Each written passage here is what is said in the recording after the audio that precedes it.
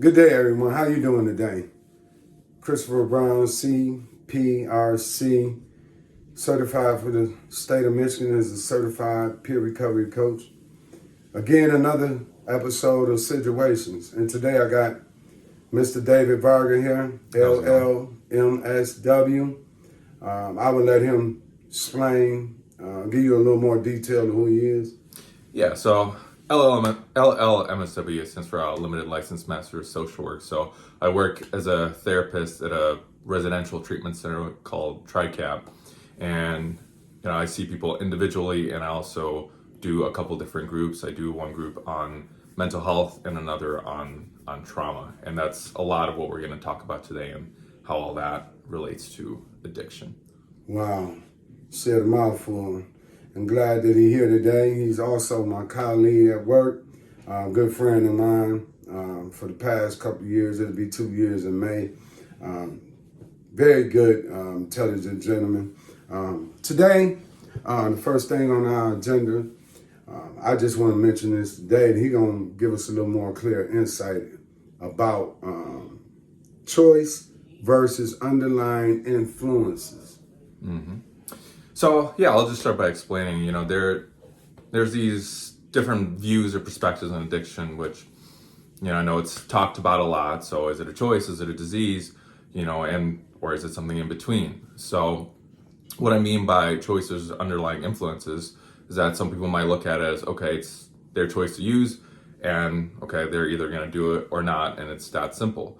But other times there might be some things that really drive that choice and keep people stuck in that. And what are just a couple of things that could drive that choice? So I think, for example, if someone has underlying mental health issues that they don't know how to cope with, okay, they might turn to substances, especially if that's what's available to them, that's what they've seen, to try to cope, with their mental health issue. Okay. So. Okay, and the underlying influences are, did you include that? Well, yeah, mental health being one of them, trauma, their environment. So all those things could influence someone to fall into that addiction. Okay. Yeah. So, in your own words, but relating to evidence-based, what would you say drives that choice? So I think choices could either be driven by a desire for pleasure, so reward, or it could be a desire to escape pain. So I think pretty much all choices that we make in life can be simplified down into one of those two categories. So someone might rationalize that, okay, they're choosing to use because they enjoy it, but other times there might be a desire to escape the pain, and sometimes that person is just not really looking at that yet. Okay. So would that be the desire for pleasure or to escape the pain? I think addiction can be both in a different combination with every single person. Okay. And we're dealing with people on a day-to-day basis that you do. No, I want to go to this route first. Mm-hmm.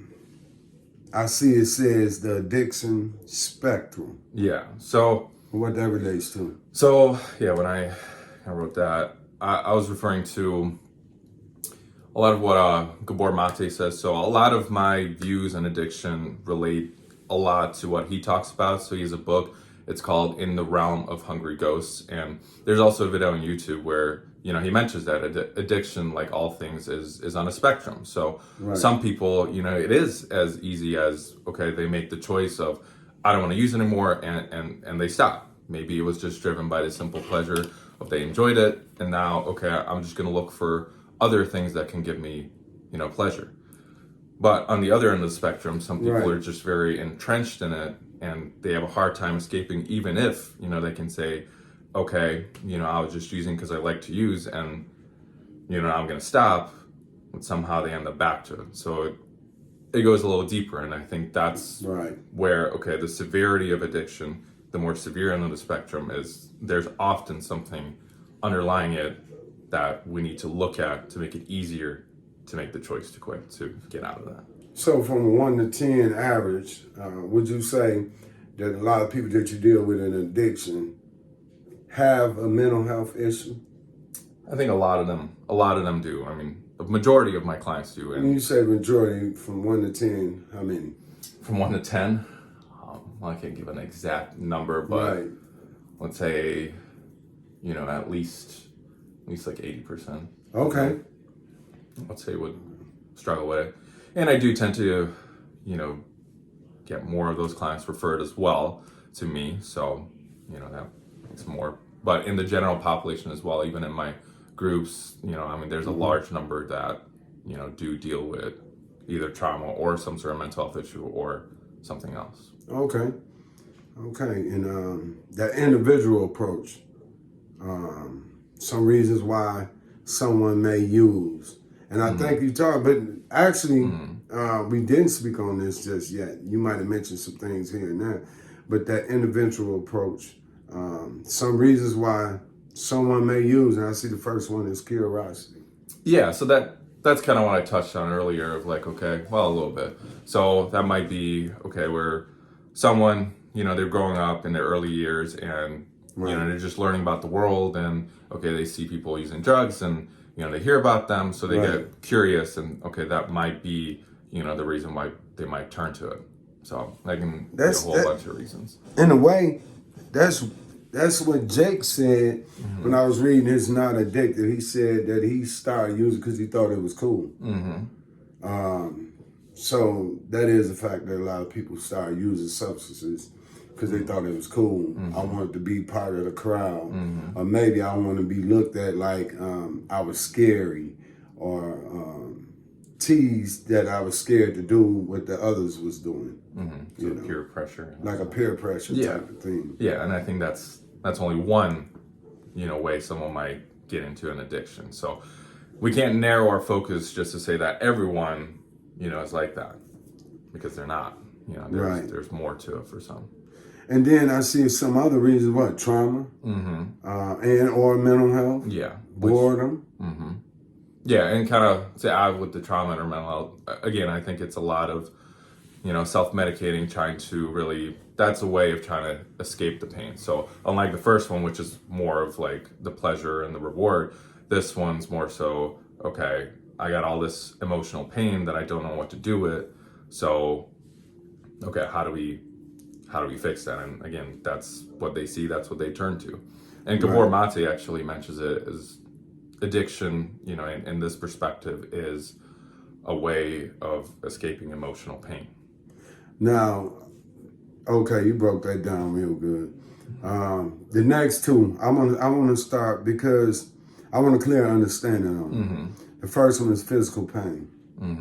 So we're talking the opiate epidemic. People start off with, okay, they have this physical pain, they get prescribed opiates, and now they become very dependent on it to try to cope with all that pain. And sometimes, they turn to other drugs to, again, still try to cope with that chronic pain that they're having, because that's a lot to deal with as well. So again, it's another form of escape in that sense. So when people deal with, like you said, opiates, it might be from an accident or something like that. Yeah. When they can't no longer get that pain medication, that's one of the reasons that they go out and look for street drugs. Yep, exactly. Illegal substances. Yeah, and I've had quite a few clients that were in that, boat as well. And what I tend to do to try to approach that, from a therapeutic perspective. So I have a book, it's called Cognitive Behavioral Therapy for Pain Management, which can help them learn to better manage their pain, without all that. Now, it's not to say it's going to completely alleviate the pain, but, it makes it a little bit easier to deal with. So, and if anyone has questions on that, I'll be happy to talk about that. Okay, that's a good thing that you're willing to answer that question, because a lot of people will have questions because they just don't know. They don't understand why their loved one is plagued and is haunted by these effects of addiction. And the second one is energy and motivation. Yeah, so that's another one I've heard of as well. I've come across people telling me like, oh, like I use drugs because it kept me up, it kept me energetic. Or sometimes it can also tie back to, it can be connected to some of the underlying mental health issues. Like if someone is very depressed and they have low energy and, they've been kind of stuck in that, and okay, they've found a substance that completely flipped them for them. Okay, that's what they might turn to, even though in the long run, that's not going to be very sustainable and lead to a lot of issues. Okay. Yeah. Yeah. So yeah. And it's a lot of that going on in society today. I see right here. You say, what's the correct pronunciation? Gabor Mate. So I kind of already, mentioned them a little bit, but that'll be the next thing I want to get into a little more, because that hits on that trauma or mental health, the underlying influences, view on things. Okay. So yeah. So tell me about the correlation between mental health and SUD, which is, for the viewers who don't know, SUD is substance use disorders. Yeah. So statistically, it's shown that there is a high correlation between people who struggle with mental health issues and struggle with substance use disorders as well. So, and the more severe the mental health issue gets, the higher that statistic is. For example, in terms of all people that are diagnosed with various mental health illnesses, around 18.2% of them struggle with addictions as well. Now, if we take it to more severe mental health issues, like bipolar, schizophrenia, or severe depression, or severe PTSD, which, again, trauma plays a big role in that. Then it can go, as high as 25%, or I've seen some studies where he said it's even as high as 50%. So pretty much, half of the people that struggle with these very severe mental health illnesses also struggle with addictions. Okay, now thanks for that clarifying that. I said the pronunciation wrong for correlation. Yeah, correlation. I had said it wrong. Thanks for that correction also. Yeah, no problem. I see that study showed that around 25% of individuals with severe mental health issues struggle with substance abuse. Some studies show as high as 50%. Yep. Yeah. And that's coming from evidence-based, right? Mm-hmm. Wow, that's a high percentage. Yeah. That's like half. Yeah. So it really shows how in depth this really goes. Oh, this epidemic is getting serious. Mm-hmm. Not just with the substance use, but with the mental health issues. Mm-hmm. And that, man. And I see the correlation between trauma and addiction. Mm-hmm. What's going on about that? So, and that again, I think all of these are connected, because we're talking, trauma affects someone on a very, very deep level, especially if it happens early on, in their development, and it affects how, the brain becomes wired. It affects, the emotional life of the person. So it leads to a lot of issues, later on. And if you look at all the people that are, traumatized, so kind of going back to some of those statistics, so I think it's around, they're 4 times more likely to turn to substance abuse than people who don't have, that trauma. So again, it shows that there is, something there with that. And it says with adolescents that they are adolescents with PTSD are 4 times more likely to develop an addiction than those without. Yeah, so like I said, it can start off in childhood and then carry on into adulthood. Exactly. Wow. So, additional, you say up to 59% of young people with PTSD develop substance abuse problems. Yeah, and that's coming from a specific study. So from a specific study. Yeah, where they surveyed a bunch of people. I think in that study they were, that population they were working at, I don't know how many people it was exactly, but I think it was around 300 or so. But yeah, again, a large number of them also struggled with substance abuse. PTSD was the main thing they were treating in that study. Would you say this number relates to the number that we have at TriCap? With what I'm gonna say is the age group between 18 to 24 years old. that you deal with? Is it a high I mean, level that they have PTSD or some type of mental issue, and also dealing with substance use? I think there's quite a lot. Now not everyone is going to admit, everything they're struggling with, but I have seen, again, a lot of people coming in with, high scores on their ACEs, which, again, for the viewers, that stands for adverse childhood experiences. So that's a good way of kind of gauging of, okay, how much trauma has this person had throughout their life. So, there's a number of people that, score, pretty high on that. Wow. Wow, and I know how many groups you got dealing with mental health. I have. Part So of I got social work. Yeah, I got 4 for the males and 2 for the females. So okay, yeah, and just coming up. Let's start with the males first. In that percentage of the males that you're dealing with, how many of them would you round it off to and say are between the ages 18 and 24 years?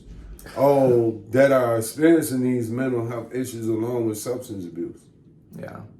Well, I haven't done like an exact look at all that, so it's hard to say because I really get a mix of different people, different age groups, so it's hard to really narrow it down, especially when it's fluctuating all the time, people coming in, people leaving. Okay. So it's hard to say on that, and you got to also take into perspective like, not everyone really recognizes, trauma in their life. So they're gonna say, it's not necessarily traumatic, even though there is an impact that it had on them. So, part of my job is to really help them, recognize that, not to try to give them more issues to deal with it or to complicate it, but just to acknowledge what's already going on, because going back to, like I said, there's been people that, clients I've spoken to directly that have said, they thought they had it, they were making the choice they didn't want to use, but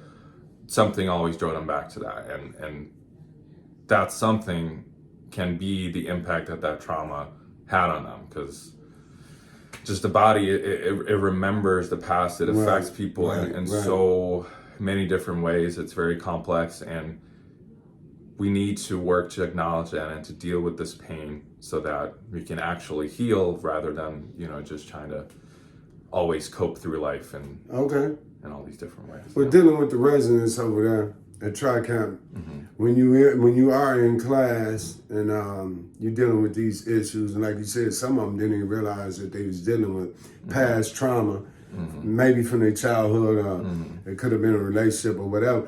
But what I'm saying and what I want to ask you is, what's the type of positive or negative? Well, I said that wrong.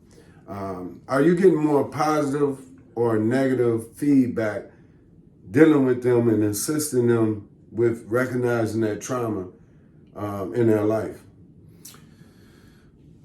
Well, I would say, it really depends on the person, but I think over time, they start to see the benefit of it. And, my trauma group in particular, and, I mentioned some things on trauma and mental health as well. And my trauma group in particular, it's made up of individuals that, do actually want to work on it, and I've, had guys that told me they kind of started to really recognize, I really did have trauma and there really are these patterns. So it's just, important to look at, and, if we have the right mindset about it, then we can actually work to heal from this. That's what it comes down to. Okay, and then with the women, because I know we got lesser women there at Tri-Camp than we do with the males.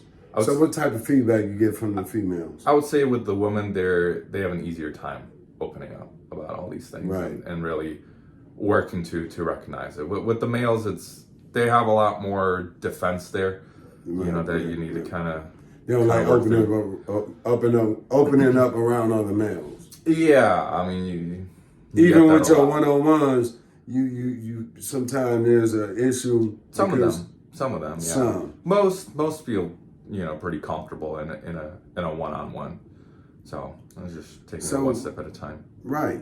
So do you think they are actually, once they start dealing with this trauma or these issues or even grief, Oh yeah, you're great. They feel more better, or they're more at peace with themselves once they're addressing these issues that they have been holding on to all their life. Yeah, I would or say for so. a great period of time. Yeah, and key word is willing to address it. Because it is uncomfortable. It's not easy to really look at all these things and try to process and face all of them, right?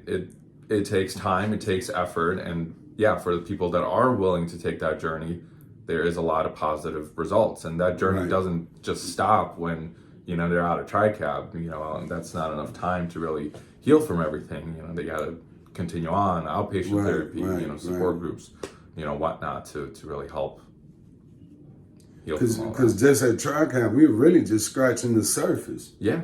Trying to just to get them to feel comfortable and open up. That's what I love about the outpatient services that we offer and that you are already utilizing that opportunity to assist those who complete the program and continue to move forward in their recovery, and also dealing with the issues of mental health and trauma, grief, whatever it might be that they're going through. For sure. Yeah, and that's something I didn't speak on yet. So for viewers, that's the outpatient.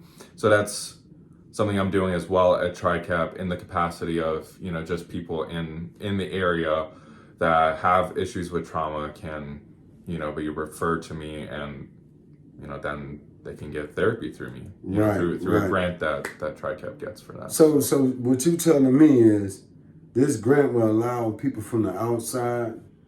Well, right now it's just people who have trauma, who are on probation, that can be referred, by their agent, and it's only in the Saginaw area for right now, or in the local area. And it would just be probation, not parole. Would it be parole also? I'm not sure if parole's included. Right. That's something I'll have to ask about. Yeah. Yeah, I think that. Yeah, but I got a couple people on there, and it's been helpful for them. Yeah. Thanks for explaining that. Yeah, but before we move forward, you say right here, in a survey of adolescents receiving substance abuse treatment, 70% had a history of trauma exposure, and that's a high number. That's over half. Exactly, and again, that's comes from a specific study there. Right. But there are a lot of studies that show very similar numbers. So it's, again, it goes back to there's that very high correlation between trauma and substance abuse and mental health as well. They all can go hand in hand. Yeah. Because I had some traumatic events, not known. Things like being around my mother because, and hearing her, because I was too young to remember when my grandmother, her mother was killed. I think I was going on 4 years old, but I was there with my mother as I aged and become younger. She was dealing with that trauma from losing her mother to getting enough strength to forgive my step-grandfather for the act that was committed, to where her being acceptable and dealing with the issue to the point that she could sit and speak with him and tell him actually she forgive him for what had happened. And then on top of that, my father, he wasn't around growing up. I don't believe that it affected me to the point, oh man, I can't function and this and that happened in my life because my father was around.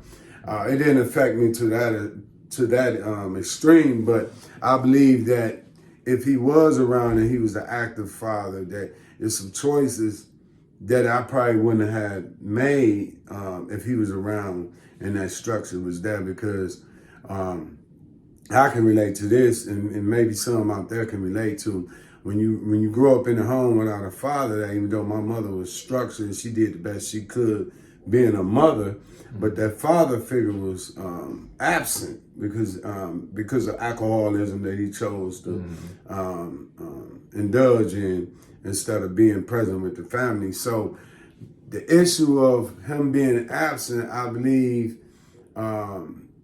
There were some things I was lacking because I he wasn't around, But at the same time, I was blessed enough to have my grandfather for a period of time. And then a good friend my mother had, he took me up under his wing, and he taught me a lot of things that a father should and would have taught his son. So I'm thankful for that. Yeah, but so you had some protective factors in there that helps deal with that. Yeah. Okay. So I'm a guy that dealt with issues. And it's other issues, you know. Maybe we'll touch on them as we move forward in this series. And just to kind of relate to it, I mean, do you feel, you know, those issues from your childhood, did they cause any, you know, emotional pain for you, or anything that was hard? Yeah, to a certain extent. You know, certain things when it come up, maybe a father-son outing. He wasn't present to participate in this. You see other children, fathers coming to the school and yours not present, or it can affect you even with just going to church. You see the other fathers and the interaction with them and their children, and your father ain't present. But I didn't allow that to make me dwell in self-pity. You know, and one thing I wanted to do, because with my first two older children, I wasn't present in their lives. You know, I was sidetracked from issues and things happening in my life, and making wrong choices and putting other things before my real responsibilities, from lack of not knowing what responsibility of a father should be.